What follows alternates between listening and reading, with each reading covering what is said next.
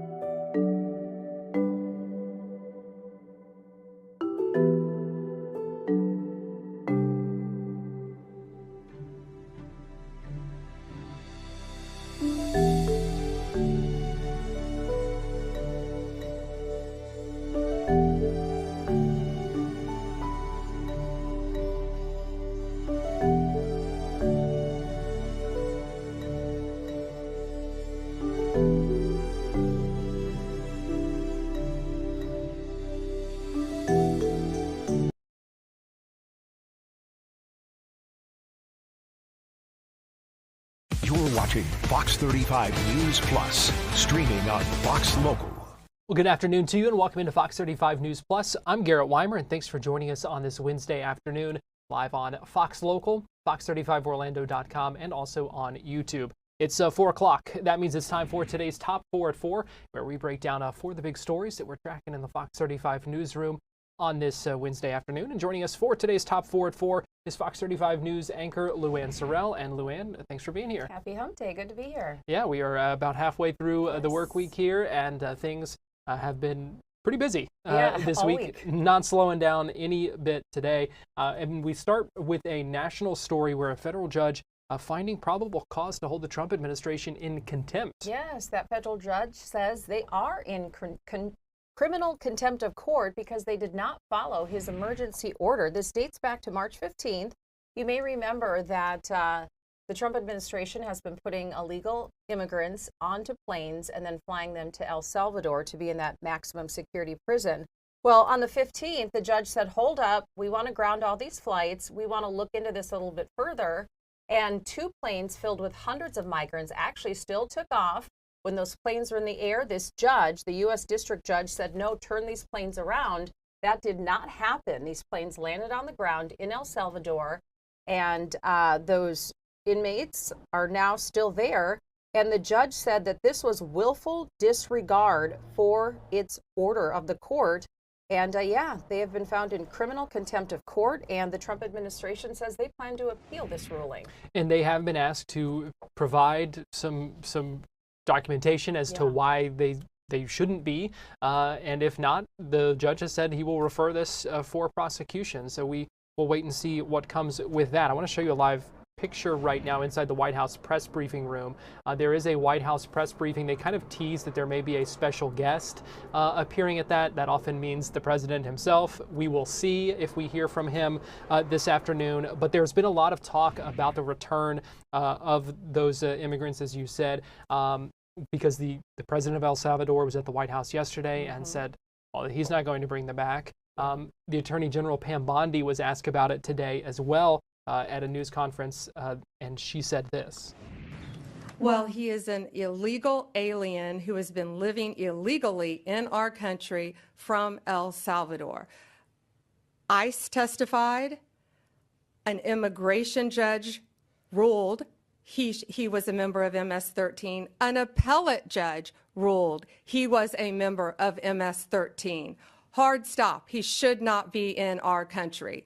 He was deported. They needed one additional step in paperwork, but now MS-13 is characterized as they should be, as an FTO, as a foreign terrorist organization. So he is not coming back to our country. President Bukele said he was not sending him back. That's the end of the story. If he wanted to send him back, we would give him a plane ride back. There was no situation ever where he was going to stay in this country. None. He would have come back, had one extra step of paperwork, and gone back again. But he's from El Salvador, he's in El Salvador, and that's where the president plans on keeping him. We'll see where things go from here. They're pretty adamant that they are not bringing him back. Yeah, she was talking specifically about the man from Maryland who mistakenly was sent to El Salvador, and they're like, he's going to stay there. So we'll see. Second story of the day, and that is the learning that the executive director of Hope, Florida, has resigned. And this news coming out the day after he and a couple of others testified in front of a House panel that is really probing into that organization and also the charity arm of it. Yeah, probably before yesterday, a lot of people didn't even know who Eric Dellenbach was. But yeah, he was in the hot seat yesterday. This all comes down to the Hope Florida Foundation, which is headed up by Florida's First Lady, Casey DeSantis.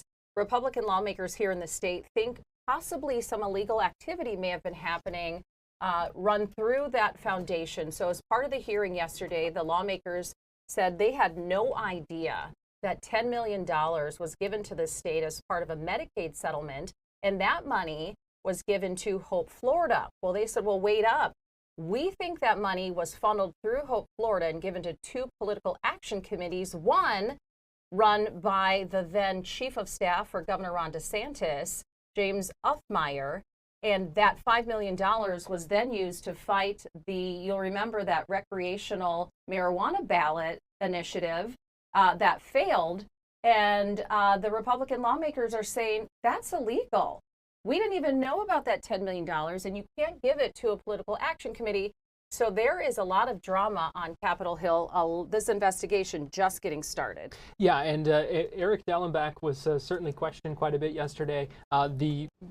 Even more questions for the president of the Hope Florida Foundation that are really kind of facing a lot of questions about what they knew in their record keeping. You talked about the Yeah. taxes, just a lot of Didn't they questions. say there was like no agenda, no None of the records that you nothing. really are supposed to have as a public Right, kind of tax entity. records, No tax agenda. records, no agenda. It was really bizarre. It was bizarre, and we know that Representative Alex Andrade, who is the chair of that committee that was kind of holding that hearing yesterday, said that he wants more information now because they learned some things yesterday too about some potential conflicts of interest that really have them have their interest piqued, and so they're asking for more information. And he kind of hinted that if they don't get that willing cooperation, they're willing to issue subpoenas for that information. So this is something that's not going away anytime soon. But Governor DeSantis really doubling down on Hope Florida and trying to focus on the good that he says that program does. And he was asked about it again this morning at his news conference in Fort Myers, and this is what he said. The whole thing that the House leadership's doing is a manufactured fraud. This is a hoax. They are trying to smear one of the most successful programs anywhere in the country, which is our government policy. It's not an associated church, it's our government policy that has gotten 30,000 people off of welfare and saved $100 million. But more important than that, it's actually given people hope. It's given them meaning. It's put them on their feet, and people know who are in need that there's actually people in the community that care about you. And it may be the church, it may be a charity, it may be some of these other things, but that's the name of the game. Hope Florida, because of the First Lady's vision and leadership, has made a real difference in our communities. And there's some people that are threatened by that. There's some people that don't like that. You know, for some of these Republican leaders to be joining with liberal Democrats and liberal media to manufacture smears against Hope Florida, against me, against the First Lady, it just shows you they are not on your team. They are not doing what they said that they would do. So I thought the whole thing yesterday was a total flop. I think that these are people that are just desperate for any type of attention that they can get, but they're not doing the people's business. And I can tell you there's nothing coming out of the Florida House of Representatives that is going to rival the success that Hope Florida has had in any way, shape, or form. The more strong words from the governor, specifically directed toward the Florida House. No love lost between those two right now. No, and it's Republican lawmakers that he That's a has good point, beef yeah. with again. This is like the second or third time now within the past few months that they've butted heads. Yeah, and again, no signs of that ending because No. we know they're not. Neither side is kind of given in at this point. Right. Let's talk a little weather here because we're still dealing with these drought conditions and really seeing the effects of that with a couple of brush fires. We've talked about the one in Volusia County that kind of first sparked up yesterday. One in Melbourne that has been growing today. Yeah, it is really dry out there. We are in severe drought here in Central Florida. We haven't had any significant rain in weeks. So yeah, two fires. We told you yesterday about the one near Deltona, New Smyrna Beach area that burned about 300 acres. We're hearing that fire is now contained, but that one. Live picture right here. Oh, is that the in one Melbourne. in Melbourne? Yeah. So as of about 3 o'clock, it had burned about 10 acres, but the election supervisor's office had to be evacuated as a result. And you can see, crews are still out there on the scene. We're going to get an update from reporters at 5 o'clock. But yeah, we are just in desperate need of rain right now. Volusia County put out a burn ban, so you can't have any, fires outside at this point. But this typically happens this time of year. We are in the dry season. Once the wet season sparks up, hopefully in a couple weeks here, we get those afternoon rains. But in the meantime, they're just urging everyone to just be very, very careful when you're outside. Yeah, because until the next couple of weeks, Right. there's really not a whole lot, from talking with our storm team, really not a whole lot of high rain chances right now. Definitely not in the next few days. Yeah. So this is something we are going to continue to be dealing with. Right. Well, story number 4, and that is the Helios Grand Hotel right on the campus of Epic Universe, Yes. accepting its first guests. Boy, this thing is pretty fabulous, isn't it? You It take looks a look beautiful. at it. Yes, it's huge, it's massive, it's gorgeous. Look at that Helios Grand Hotel there. A couple cool things about this, in addition to it being pretty fabulous, it's inside the park. So if you stay in here, you're inside Epic Universe. It has its own separate entrance. So when you stay here, you don't have to fight the crowds to get into the park. You're actually in, and you can just walk inside. And then if you spend the night here, you get to get into Epic Universe an hour earlier than everybody else. But I just love seeing these pictures. There's trees inside the cafe there. But yeah, David Martin did a whole series on Epic Universe. It's set to open May 22nd, but as we said, the hotel is open now. And throughout this week, pass holders starting tomorrow will get to get inside. They had kind of some family friends, I think, today. But yeah, if you're an annual pass holder, you can buy tickets to go see this thing before the grand opening. And you mentioned David's kind of look inside Yes. all of this. I want to play a little clip for you here as he shows off the pool, a room, and a bar. Check it out. Welcome to Lotus Lagoon. 400 lounge chairs, 18 cabanas, 3 of which are waterfront with butlers. The enormous pool is heated, and they've got fire pits and hot tubs. Now let's go back inside. Here's what a standard room looks like. 2 queen beds, and a rollout could sleep 5 in here. Of course, they have bigger rooms and a presidential suite if you need that. And the curtains are controlled by iPad, by the way. And phases of the moon make up the artwork. But the jaw dropper is up on the 10th floor, and that is Bar Helios, where the starry sky is the limit here. 17 signature cocktails and Mediterranean tapas will fill the menu eventually, and it's open late nights. And the Greek words above you? Well, those are the names of important people who worked on the hotel's development. Oh, and the views from all of the indoor and outdoor seating remind you why the theme park is called Epic. And those views, too. That is something. Awesome. Yeah, looks good. Well, it just gets you even more excited, too, for the opening of Epic Universe coming up on May 22nd. Going to be here just over a month. Yeah, can't wait. And it'll be interesting to hear from people who get in there tomorrow to tell us what they think as well. Yeah, excited for that. Well, that is today's Top 4 at 4. LuAnne, we appreciate you joining us. We're going to take a break here on Fox 35 News Plus, but we'll be right back.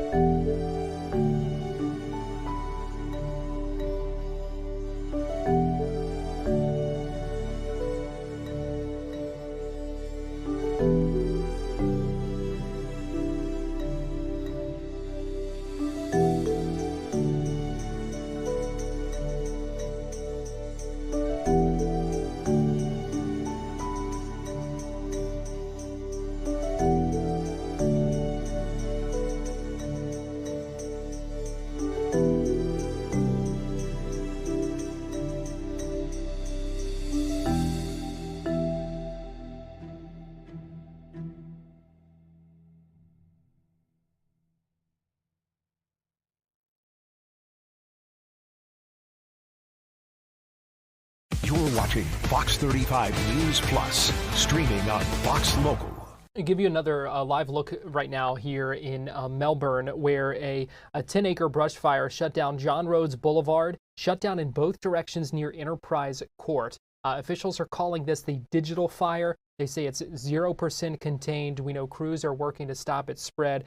Melbourne Fire Department, Brevard County Fire Rescue as well. There you see the road being blocked. We saw a lot of smoke in the area as well.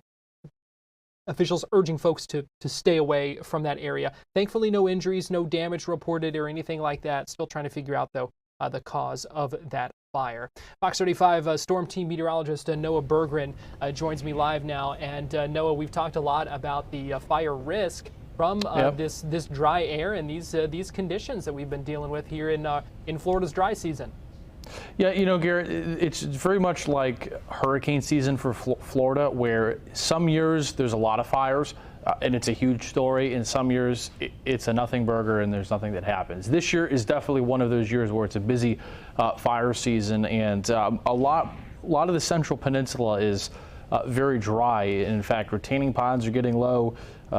Brooks and I were in Tampa yesterday, and we were talking to some locals there when I was out in the afternoon from a weather conference in Tampa. There's a lot of communities, especially in from Pinellas County all the way to Volusia County, just draw a line where retaining ponds are empty or low. We're not quite at water shortages just quite yet, but we're getting to that point where we're in severe drought, essentially paralleling the I-4 corridor in the Central Peninsula. But this week is just a beauty. And we've got low tide in the middle of the afternoon now. There's the view from Volusia County where there's an onshore flow. The temps today, as expected, have gotten to the 70s and 80s. It's 82 so far in Sanford, 83 in Orlando. In Winter Haven, the winds are not that gusty. They're from the northeast, about 5 to 15 miles an hour. But there you can see that drought from about, let's say, Clearwater to about Daytona Beach is now in severe drought. And in fact, the Central Peninsula is in the worst drought of anywhere in the southeast U.S. right now. And we're going to continue to watch that here over the next couple of weeks. But across the country tonight, things are really nice and quiet. There is some lake effect snow up in the northeast in New England, but outside of that, things are pretty quiet. It's a beautiful evening. You know, I'm not going to complain. I know better than that, Garrett, to speak in overly declarative statements with the weather. Let's enjoy the quiet, because, you know, hurricane season is not that far away at this point, but things are just really smooth sailing. I mean, tonight it's a little cool overnight. The humidity is going to be really low too. We're in the 50s overnight, maybe close to the 40s north and west. But tomorrow, temperatures are in the 70s at the beaches, low to mid 80s. Inland will be somewhere about 85 in Orlando, 86 in the Villages, 84 in Gainesville, 86 in Winter Haven, and 78 tomorrow in Daytona Beach. But, you know, wildfire is a big concern going forward. We're in that severe drought, as I showed you. There's no real big rain chance in sight anytime soon. I mean, there's maybe some indication, Garrett, that the middle or end of next week there could be just some pop-up showers and storms, but even that does not look like anything widespread. So drought is certainly the headliner in wildfire risk for our weather right now. But outside of the fires, it's just pristinely great weather to get outside and enjoy. So double-edged sword for sure. Yeah, definitely enjoying the feel of the weather, but certainly comes with a bit of a cost when you're talking about these the risks of the drought and the fires that we're seeing in a number of different places. So certainly something to keep in mind. Yeah, and there is something to keep in mind too, Garrett, as I heard you read that breaking news or the developing news of that fire. When we do get rain, this is not as much true as it is in, let's say, the Midwest or the Mid-Atlantic or the Northeast, where the soil is more clayey. Like in Missouri, for example, or Kentucky, that you dig in the soil and it's clay. Here in Florida, in the Southeast, it's sand. So my point is that when we say we get a really huge heavy rain event all of a sudden in this drought, it's a little different because the soil here in Florida is different than it is up north. But if it rains so hard, it doesn't saturate in, it just runs off. And we could be susceptible to a flood, as odd as that sounds. I don't know how much you've known or read about that, but if you're in a bad drought and all of a sudden you get a really heavy rain event, a large part of that water is not going to go into the ground. If it rains too hard, it's just going to run off on top of the dry ground and flood. Because so the that'll be just something to watch coming out of this. What we're in is, you know, it actually is better to rain lighter over a longer time than really heavy all at once. Yeah, certainly a good point you make there. Fox 35 Storm Team meteorologist Noah Berggren, we appreciate you joining us. Thank you, sir. We're going to take a break, and we'll be right back.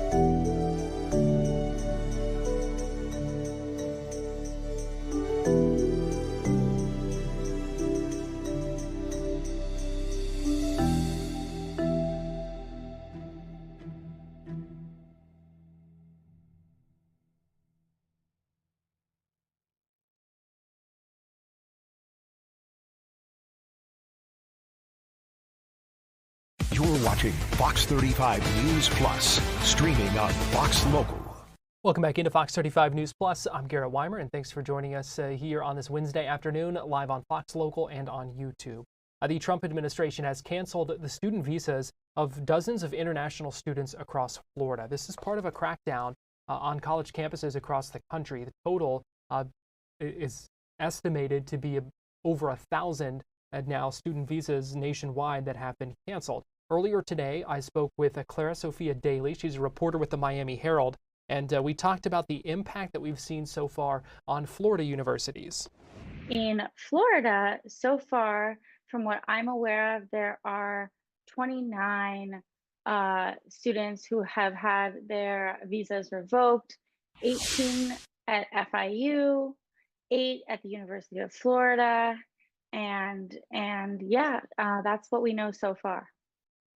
And so what does this mean for the students? So if you could just kind of explain to us, when you have that student visa revoked, what happens? Yeah, so there can be a couple ways that this happens, but basically there is a government database called SEVIS, which tracks whether or not an international student is compliant with the law. And what seems to be happening is that immigration officials are going into that database and changing the status of a student's legal standing to attend the university. And once that status is changed, that means that they are not allowed to attend class any longer. And for students who have graduated with F1 visas, there is a period known as OPT, where they're legally allowed for a certain period of time to work in their field. And that is also taken away when their student status is revoked. What have you learned about why these students in particular, what they maybe have in common that kind of could be spurring this on as far as their visas being canceled now? Yeah, so I am not aware of why exactly these students in Florida specifically have had their visas revoked. There was an instance that I reported on about a student at the University of Florida who was stopped in a traffic stop, and he was driving with a suspended license. And it turned out that his status had also expired back in October. He was detained by immigration officials. And while he was in detention, he made the decision to leave on his own and go back to Colombia, where he is from. As far as the 29 students in Florida, it's not clear exactly what happened. What we do know is that in many other states, a similar thing is happening, and it seems that Immigration and Customs Enforcement is targeting students that have had any type of encounter with law enforcement. So this could be a traffic stop, some type of charge, that they were never convicted for, but just any type of encounter that may be on their record. And I spoke to some immigration attorneys who in other states are filing class action lawsuits on behalf of these students, alleging that these visa revocations are illegal. And the attorneys that I spoke to told me that it's possibly an AI mechanism that is being used to go through this government database and determine which students may have had some type of encounter with law enforcement, even if they were not breaking the law. Is this something we expect to continue to see? I'm not really in a position to, think about or decide what may or may not happen in the future. But I can say that over the past week, the numbers of visas that have been revoked from students across the nation has continued to climb as reporters find out about more of these instances. And also of note is that now with student visas who are being revoked, oftentimes the university is not notified by immigration that this is happening, and they find out from the student. Now, we have heard some comments from Secretary of State Marco Rubio about student visas. And I know you also wrote a piece speaking to some students at Florida International University that were concerned because of some of his warnings. Yeah, I have spoken to a handful of international students, and also I've spoken to a handful that did not want to speak to me because they are so scared that even speaking to the media off the record is a risk that they're not willing to take. International students right now, whether they're on F1 visas, even students on green cards, are very concerned. They feel like they cannot speak out, and go attending different political events. And they're really worried about potentially being detained or deported. Right now in the state of Florida, so far, 11 higher education institutions have signed on to the 287G program, which basically deputizes university police departments to enforce immigration law. It's a collaborative agreement between police departments at these universities and immigration. And so this is an added, an added level to this, and something that students who I've spoke to say makes them even more nervous because now their campus police officers soon may be trained to actually act as immigration officials. We're going to take a break here on Fox 35 News Plus, but we'll be right back.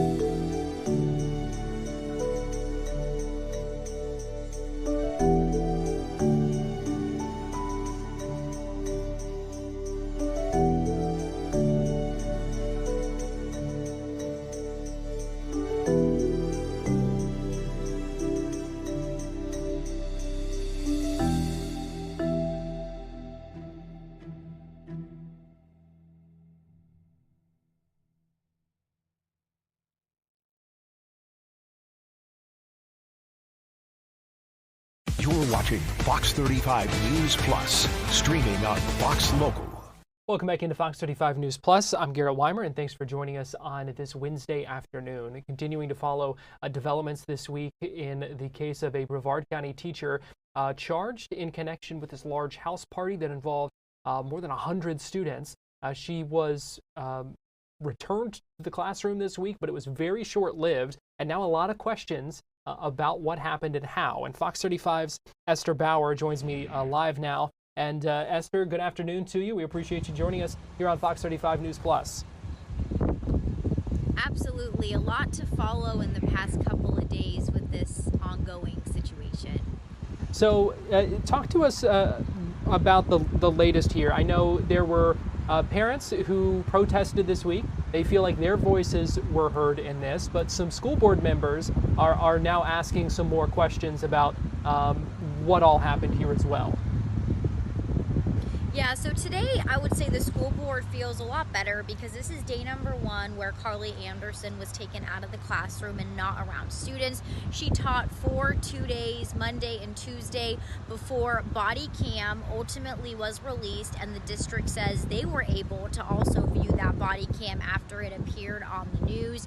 After seeing that body cam, they said, well, we clearly moved too fast. She shouldn't be around students, so we need to move quickly to remove her from the classroom. So now BPS told us they are launching, their own deep dive into what exactly happened. And this means some school board members are really asking the question and wanting the school board and the district to dig into their own personnel, human resources policies to really figure out, hey, why did we clear this person? Yeah, she was cleared by state law, but why did we allow her by BPS to go in front of students? We've spoken with 2 school board members that say they were not the ones that ultimately decided to put Carly Anderson back around children, but now they want to make sure it doesn't happen again. So they're going to be digging into all the personnel, the admin policies, and really urging staff to see, do we need to update policies?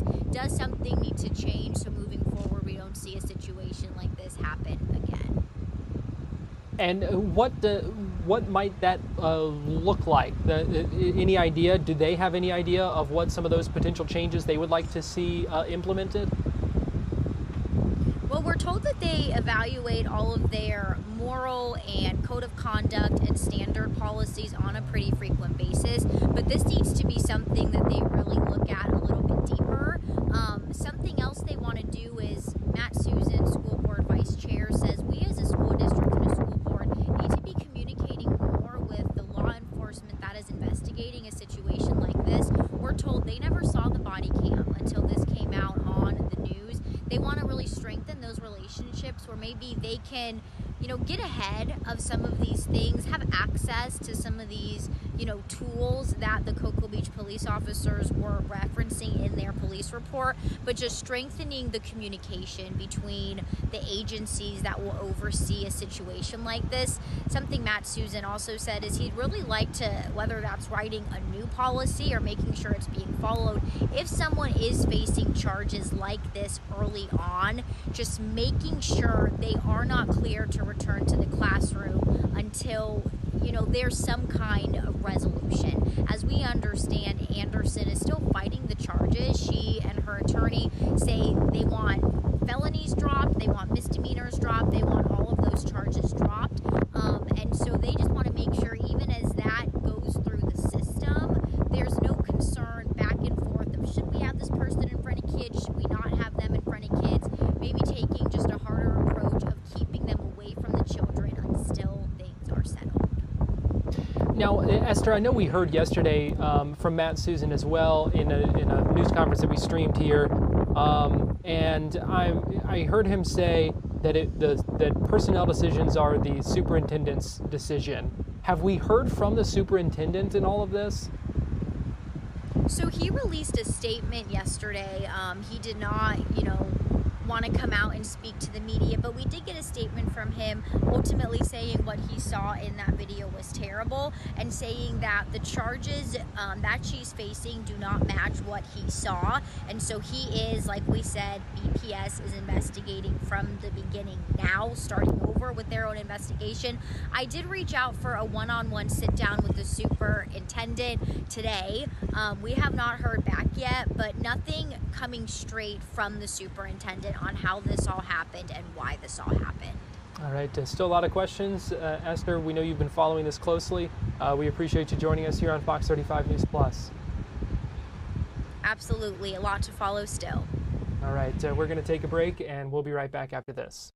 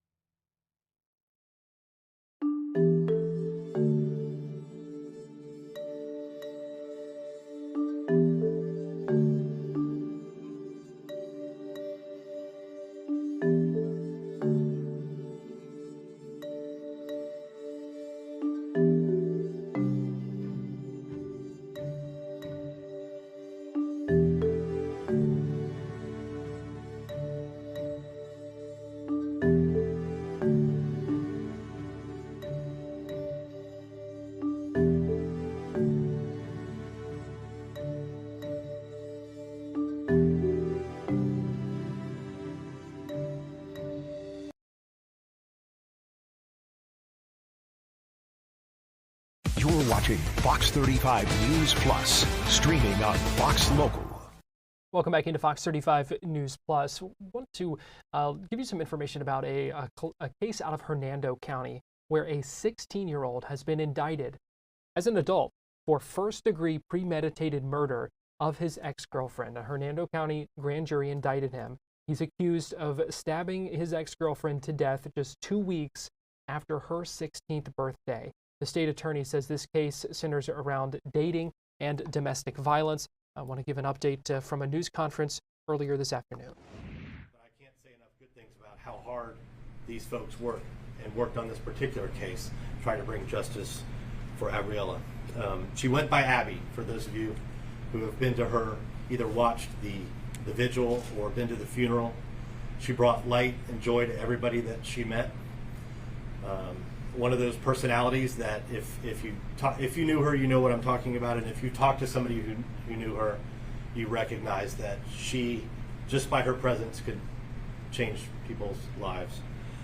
So it's really hard to imagine, and it's impossible to imagine the pain that her family is experiencing right now. And they are here, and I think they would request some privacy, but they made it a point when I talked to them earlier that they're going to be at everything. They're going to be at every event, every court date, anything, because they want to make sure that nobody ever forgets who she was and the goodness that she brought to our community. So it's a heartbreaking case, and of course, anytime there's a homicide, it's difficult, it's terrible, it's tragic. But when it happens to a child, and that's what we're talking about, a 16-year-old girl, it's particularly tragic. And it doesn't, if you think about growing up versus being an adult, when you're in school, you have a lot of friends, right? As you work, you get older, you have fewer and fewer, you have a closer group of people. But the death of a 16-year-old in a high school affects the whole school. It affects the whole community. And it's traumatic for everybody that is involved. So it's an opportunity, as I said earlier, for us to recognize that while it's tragic, the family and I and the sheriff's office want people to know that dating violence is serious. And dating violence is something that can be prevented. Teen dating violence there are signs that parents can look for, that friends can look for, and if there's education about that, there can be intervention. And if there's intervention, no family and no parents, no mother, no father, or siblings will ever have to go through something like this. So part of the message today is to recognize those signs. I did some statistics before I got here to kind of learn a little bit about that. The CDC did a 2021 study on teen dating violence, and they surveyed teenagers that have dated somebody in the last 12 months. And they asked them a series of questions. And they learned that about 1 out of 12 teens experienced physical dating violence. 1 out of 10 experienced sexual dating violence. Females, of course, are more likely to be victims in this situation than males. So for parents out there, these are things that you need to recognize. I mean, we've all had, if you have children, you've had difficult conversations with them. They don't go well sometimes, but you feel like you need to get the message out. So you've said it. It's hard to get them to listen sometimes, but as we educate people, it'll get better. And frankly, growing up, this wasn't something that was talked about. So it's good that we're having these conversations. In Florida, to charge somebody with first-degree murder, which is a capital case, you have to go to a grand jury. And in this case, Sonny McCatherine and Blake Shore, both prosecutors with my office, presented this case to the grand jury today. And the grand jury returned an indictment for Cameron Kubel for first-degree premeditated murder. So that's the announcement that I wanted to make. He will be transferred to adult court. He will be served with the warrant and then brought down to Hernando County, where the court process will start and the court dates will start. And I can say this much, the person that we've indicted was an ex-boyfriend, and we do have evidence of what I think could be described as somewhat of a dysfunctional relationship where some of these issues that I kind of touched on arose. So, like I said earlier, it's important for parents to be involved with their children, to talk to them about if you see them going down the path where there's a boyfriend that's extremely jealous or possessive or snooping around or something like that, you know, be aware of that, because those are signs that somebody's either not mature enough to have a relationship or is about to have a dysfunctional one. So that's pretty much what I can say. It was ex-boyfriend at the time. Not exactly at the time. It was before. So boyfriend. Yeah. I'll say this much: there was still contact, but it was an ex-boyfriend. You mentioned sort of the role of phones, computers, knocking on doors and talking to business owners, residents. Just sort of, can you kind of, what roles do those play in this case? I'll answer it generally. They were vital. You leave a lot of digital footprints and fingerprints on all kinds of stuff that you do on your phone. So when someone's either thinking about doing something or planning to do something or has done something, there's often evidence that they leave behind that can be located through search warrants and things like that. I think a couple of weeks ago we had a press conference with you, Sheriff, and we had mentioned, you know, first-degree murder. So is this sort of like the formal, official announcement? Like, is that? This is it. Yep. So, given his age, he could get sentenced to life in prison, but in Florida there is a review period now of 25 years if you do get a life sentence. So there'll be a review, and in those review hearings, the court will look at the maturity of the child, the nature of the crime, all these different factors, and decide whether or not a release is appropriate. And he's being charged as an adult, correct? He will be transferred to adult court, yes, as an adult. We're charging him as an adult, and he's going to be in adult court. It's an adult crime. When you're a juvenile and you commit an adult crime, you get charged as an adult. Yes, can you just shed light on what happens next, like where we go from here? Frankly, as the sheriff alluded to earlier, the work's not going to stop, but the public-facing stuff like this is going to. The family's going to be able to be notified of any court dates and things like that, but when you've got a charge of first-degree murder, you're looking at, you know, to be frank, 1.5 years, 2 years before a case can get to trial. Depositions are going to be taken, those kinds of things. So it'll be a lot of notices to the family, a lot of contact between our victim advocates and the family. And, you know, they've indicated, and rightly so, they want to participate in everything. And I think that's part of the healing process. It's also important that they want to stay involved because, as you know, if you want something to get done and you want information, often you have to do it yourself. And they want to be involved, and we want to maintain that relationship with them. A tragic situation there. You heard some of the details, and now things will continue to move forward in the court system. We're going to take a break here on Fox 35 News Plus. We'll be right back after this.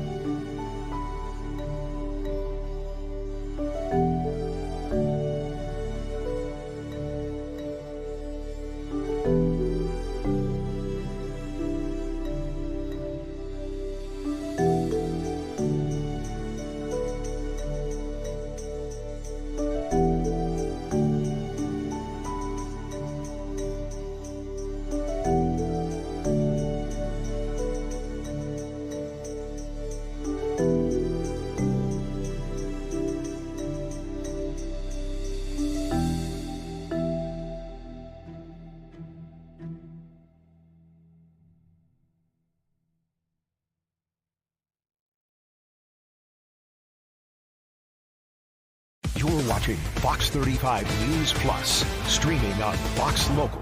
Welcome back to Fox 35 News Plus. This is White House Press Secretary Caroline Leavitt speaking now from the White House press briefing room, talking about the man from Maryland, Kilmar Abrego Garcia, who was wrongly deported, and now the administration saying they will not bring him back.